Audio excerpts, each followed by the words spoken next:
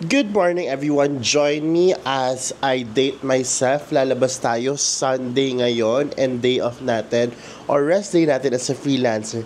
And as I update you with my fitness journey. Let's go! To do today or where to go kasi dapat imi-meet ko yung friend ko. Kaso ang dami niyang orders today kaya hindi siya matutuloy. So I'm gonna go all by myself. Dadali ko yung iPad ko kasi dito sa iPad ko, guys, nandito yung mga e-books na dinownload ko for business. And meron akong like 34 e-books na hindi ko pa napapanood o napapanood? Hindi ko pa nababasa. So I might do like, a reading session in a coffee shop today. And kasi hindi mo na kakain kasi I just had like my breakfast. So, dito siguro mapapakita ko din sa inyo kung paano ako kumakain sa labas on a calorie deficit. So, yon, ayusin ko lang yung bag ko, no? And I am good to go. I make sure na hindi ako magdadala ng laptop kasi or else magtatrabaho lang ako mga mi ko. Bongga! Oh, diba? You like it? You like it? So, I'm gonna put my iPad here and all the stuff that I will use. Of course, iPad. And then, dadalhin ko din ang ating walang kamatayang asa na yung te? Nawawala, mi. Food scale. Siyempre, lalabas tayo. Alam mo maganda, guys, kasi dahil kumakain ako sa labas, natimbang ko na before. So, meron na akong confident akong balikan kasi natimbang ko na before. Nakalog na siya sa MyFitnessPal. So, hindi ko na siya kailangan like, alam mo yun, timbang-timbangin from time to time when I go back. So, of course, sunscreen for application. Nadala ko yan. My AirPods. Ayan, wala tayong gym today. So, rest day natin ng weekend. So, wala tayong gym today. Of course, my wallet, my cards, may panyo. Hindi tayo magdadala ng ballpen para hindi tayo mag-work talaga at saka notebook. At saka dala ko naman yung iPad. So, carry lang mga mi. Dadala tayo ng power bank. Okay, we need the power bank. Hindi ko alam kung full bat to. Dalawa yung power banks ko. Full bat pareho. So, isa lang dadalhin natin, guys. We power bank ourselves. Kasi we need that, right? And just in case, I'm gonna bring my tawag dito? Wet wipes, mga mi. Ito yung extra battery ni DJI Osmo. Oh my gosh, finally mga mi. Nabili ko na tong DJI Osmo 3 sa Japan. Pinabili ko pa mi sa mga katrabaho ko na nag-Japan like a few days ago. So, I'm very happy na dala-dala ko na siya at meron na ako and I'm excited to really vlog more kasi nga i-ROI natin ito, mi. And it's very handy as in, ang saya-saya nga, guys. Siyempre, we need a portable fan. Grabe ito, mi. Nakita ko to sa TikTok. As in, ang lakas nga. Hindi to adsa, guys. Pak! 100 mi. Nakakaloka. So, bongga to dahil summer na mi. Dadalhin ko to and it's gonna be very helpful. Kasi ayaw natin mapawisan. Ayaw. Charing! Go out. Dito na lang tayo sa bahay. Magtipid tayo dahil bukas alis na naman tayo. At di porket nasa bahay lang tayo, mi, ay nagtitipid tayo, mi. Nako, minsan mas magastos sa bahay. Hello, online shops. We'll just make our own coffee here at home. I'm using oat milk. I don't like the color. Let me just shake it. Wait lang. Oh my gosh, pwede pa ba to? Parang okay pa naman siya.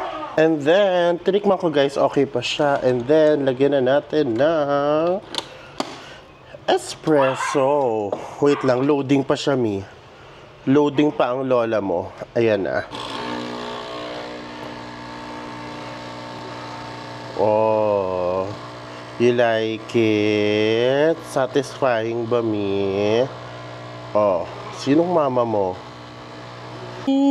Ay, si bakla, oh, awarded. Awarded, oh, pak. Hindi na tayo, mema lang, no? Hindi na Starbucks kasi medyo we tipid ourselves next week pa ang sahod. So, one thing I told myself na starting this month, ako ay magsisimula ng magbasa ulit ng libro.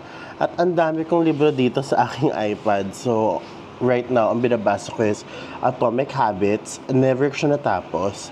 And sabi ko, makakatulong ito hindi lang sa aking career, no, but also sa ating fitness journey. So, I really wanna start reading it now, 'di ba?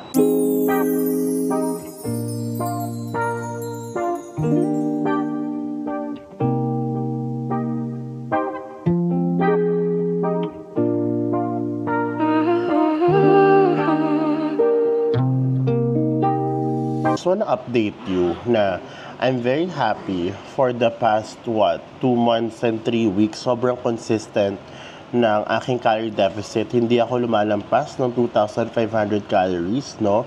And yung aking paglalog ng food ay really consistent every single day. And I'm absolutely getting used to it. Hindi na ako nahiya magtimbang-timbang ng kung ano nung pagkain outside since I also go out a lot of times kasi nga may face-to-face clients ako. And okay, actually post about my favorite na na-highlight doon sa book talking about changing habits is all about pointing out or calling out that specific habit and really listing it and tracking which one is like a positive habit, a negative habit, or a neutral one. So sobrang nakakatulong siya. Ano, PDA, Japanese food, okay. And I am gonna enjoy that food because I deserve it. Don't worry, ititimbang naman natin siya, guys. Make sure na parte siya na or you know, pasok siya sa ating daily calories. No, kung anong app ang ginagamit ko. Ang ginagamit ko po na app ay MyFitnessPal. It's this one right here. Just the free version, mga mi. Kasi wala tayong pang bayad sa paid. Oo, at saka yung free version is enough. Is to really be consistent with like working out sa gym most of the time. Dahil nga nagsara yung AF or Anytime Fitness malapit sa amin is dito ako nag-gym, lalo na't busy ako. But I wanna make sure na regardless ay hindi ako tamarin mag-workout sa gym na yan kasi tamang sinabi nyo dati na mas maganda yung impact iba pag sa gym ka talaga nag-workout, complete ang equipment and everything. So I have to be better when it comes to that. Okay na tayo sa food eh, workouts naman tayo, no? Tapos number 3, steps. So yun ang gusto ko i-improve like on the next few weeks, and I'm manifesting na mangyayari ito, mga mi. Japanese food, I have tempura here, agedashi tofu, Japanese rice, and then yung sauce, no, na tinimbang ko na kanina, no. Ang gagawin natin, kasi ito, guys, nakain ko na to before, so ibig sabihin, nakalog na siya sa ating MyFitnessPal. Alright, so hindi ko na siya ilalog again, ipapakita ko na lang siya later, but alam mo yon, how do I track it? I wanna show it to you also. So, like me, ayan, ang ginagawa ko is talagang nagdadala akong scale everywhere. May scale ako dito sa kitchen or sa bahay. May scale ako sa bag. So, nilalagay ko yan dyan. Of course, naka-tear na yan, guys, no? So, tapos, pipicturean ko yung total grammage niya. Ganon. Okay? So, ganyan ang ginagawa ko. So, that's 148 grams. Pipicturean ko siya, pak. Ganyan ginagawa ko, mga mi. Para lang sure tayo na talagang accurate yung ating logs sa MyFitnessPal. So that's tempura, and then of course, we're gonna talk about this tofu. This is Japanese silken tofu, nang hirap tanggalin. Pero meron na kasi ako niyan, nakalog na yan sa ating My Fitness Pal, mga mi. So, ano pang hinihintay natin, guys? Let's eat na. By the way, even the rice, guys, tinitimbang ko yan. Okay, tear natin. Tapos, gaganyan ako. Pak! 193 grams ning picture. Pak! And then, balik. Ganon ang ginagawa ko, mi. The tempura, ayan. Favorite ko, guys, ang tempura. Kahit anong mangyari. Okay. Tempura is life tayo. Kasi wala akong extra wasabi. Normally, lalagyan ko wasabi yung sauce. Perfect. Ang ginagawa ko, yung isa, kinakain ko with butter. The rest, tatanggalin ko yung butter, guys.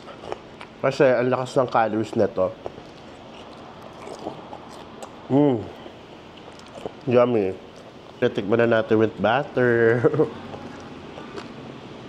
O, diba? Hubaran natin ang tempura. Kasi grabe ang calories ng butter. Ganyan na siya ngayon.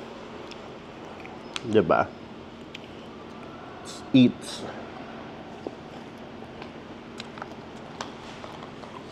Japanese food is my favorite food, guys. Like, ever since. Ano kung sino sa inyo ganun din. Kung mahilig ka sa Japanese food, comment below. Ayan siya. It's Japanese chicken tofu. What I'll do, normally kasi, inaano siya dito. Binubuhos. Pero ako ayoko siya ibuhos kasi sauce din yan. Ganyan siya. Dip ko lang. Pak! Ganun lang. May sauce lang, guys.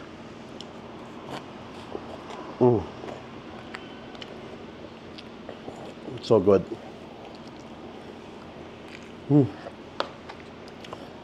I'm a fan of tofu talaga. Ang butter. Ayan. Anyways, guys, tatapusin ko lang yung kinakain ko. Tapos, babalik ako kayo at sasabihin ko na kung ano na ang ating progress at this point. Ngayon at 2 months and 3 weeks na tayo sa fitness journey natin. So, guys, happy eating!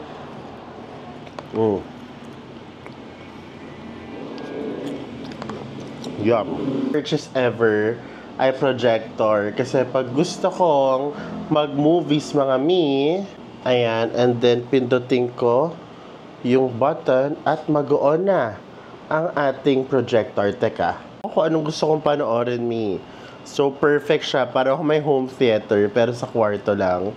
'Di ba? Projector lang talaga is key, mga mi. Watch Camp Rock 2. So, mga beshi, I started my fitness journey again nung last week of December, no? And now is like my 2nd month and 3rd week. Going like 4th month na next week. And I am already at 446 pounds. I don't know if you see it from here. Babaan natin. So, I started 467 pounds. Now, I'm at 446. So, 467 to 446. That's 21 pounds already. Hindi ko alam kung gaano kalaki yon sa, what do you call this, sa kilos. Pero, I'm happy that I was able to actually, lose 21 pounds comfortably, no? And yung pakiramdam na nababawasan ako on a weekly basis is very addicting. Ay nakaka-validate na lahat ng sacrifices na ginagawa ko ay talagang effective. So that's it for me for today. I'll try to vlog more using this new camera. Siguro let's do multiple vlogs a week, but I'm not gonna promise, no? Lalo na kung busy. Maraming salamat sa panonood. Please hit that subscribe button and like button and comment below kung ano pang gusto mong makita sa vlog ko. I pretty much show my freelance / fitness journey life here. And yeah, thank you. I'll see you guys on the next video. Bye!